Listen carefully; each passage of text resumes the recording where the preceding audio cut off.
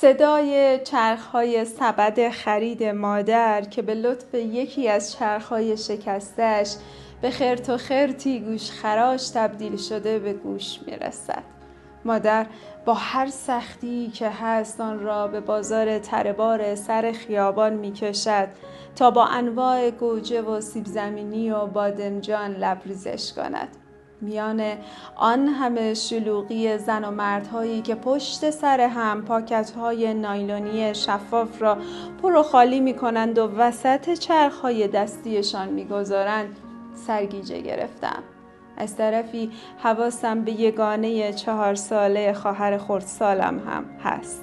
محکم گوشه چادر مادر را چسبیده. مادر چادرش را کمکی جلوتر می کشد و به قدر نخودی از آن را زیر دندانش می دهد و سفت فشار می دهد.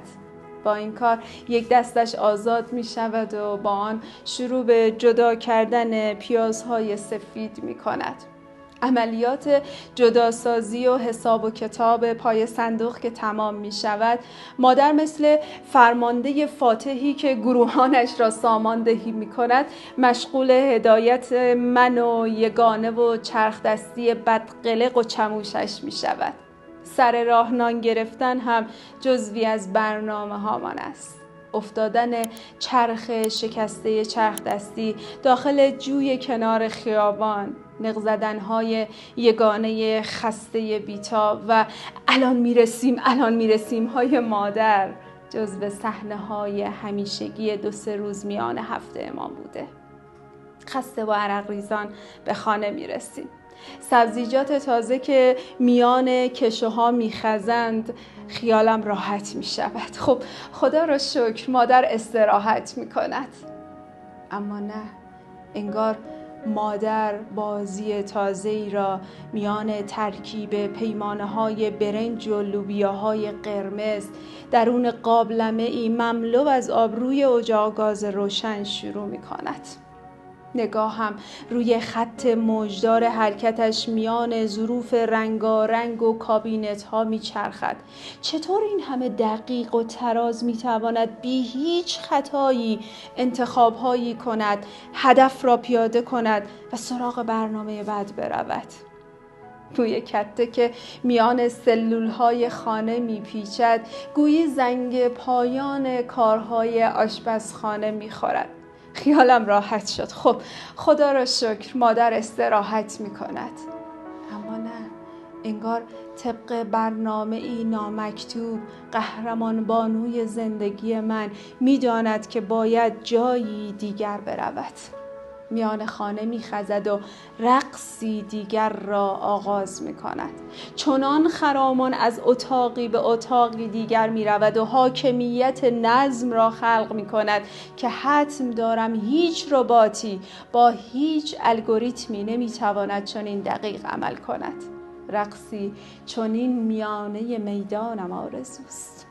ساعت حوالی 2 بعد از ظهر، ربعکی کمتر و بیشتر است که یکان وسایل خانه لبخند پاکیزگی به مادر میزنند. خب خدا را شکر مادر استراحت میکند. اما نه، یگانه خواهرم فریاد گرسنگی میزند و من که شرمنده و بلا تکلیف میان صورت خسته مادر و شکم گرسنه‌ام ماندم، سکوت اختیار کردم.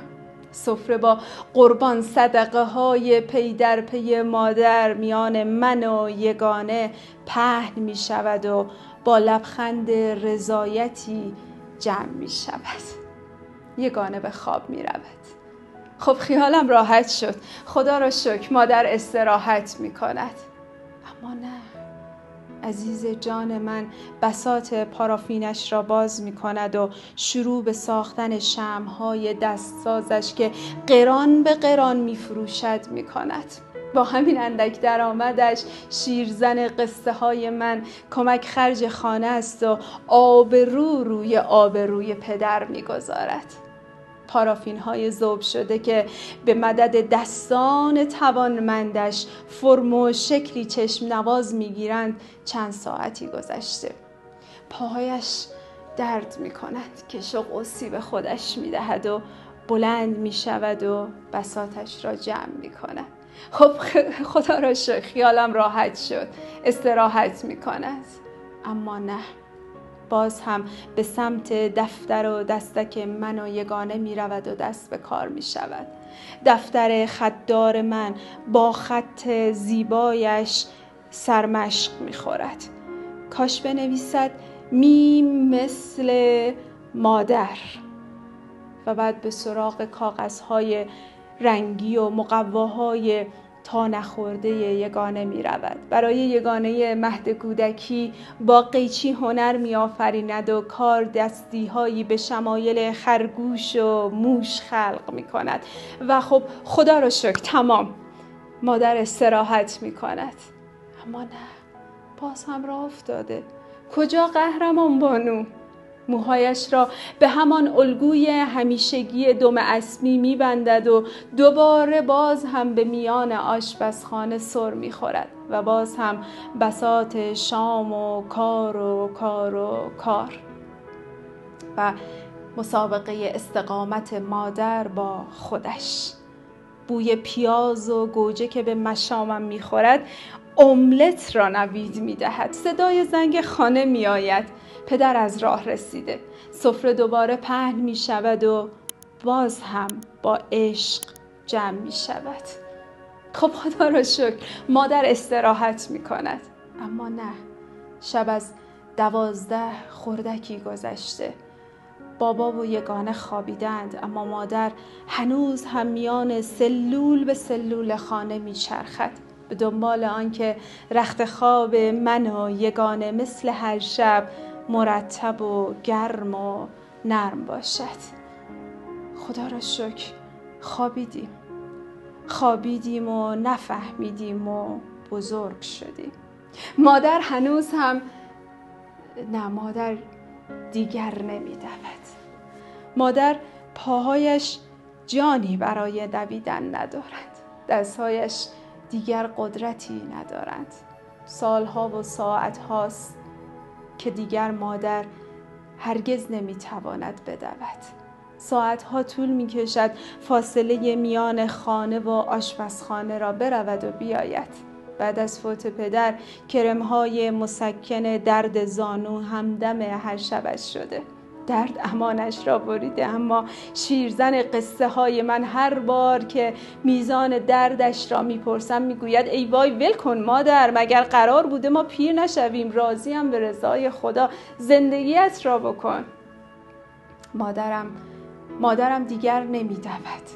دستهایش، پاهایش جانی ندارند، اما خدا را شکر زبانش هنوز میچرخد، اما نه برای درمان دردهای خودش، هنوز هم برای ما دعا میکند. روزها با آن عینک ذره‌بینی به زور گوشی قدیمیش را باز میکند، انگشت سبابه‌اش را روی شماره ها یکی به یکی میکشاند و به من و یگانه زنگ میزند و ما با عجله و مختصر جوابش را میدهیم و قطع میکنیم. کاش این تکنولوژی بیچاره کننده و این سرعت بیقاعده‌اش ما را نبلعیده بود که هنوز هم فرصت دیدن چرخ دستیش با آن صدای خرت و خرت گوشخراش، بستن موهای مشکیش به مدل دم اسبی، دیدن چادر رنگی رنگیش بین دو دندان جلویی و هزاران سکانس درخشان دیگر از همخانگی با او را داشتیم و میدیدیم. اما خدا را شکر هنوز سایه بی تکرار و بیمانندش روی سرمان هست. خدا را شکر بالاخره مادر این روزها استراحت می کند. باید قدر نفسهایش را بدانم.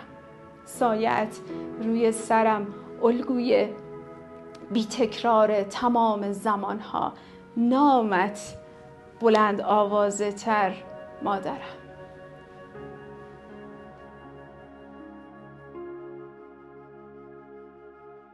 فرشته آزادنیا، نویسنده، روانشناس و کارآفرین.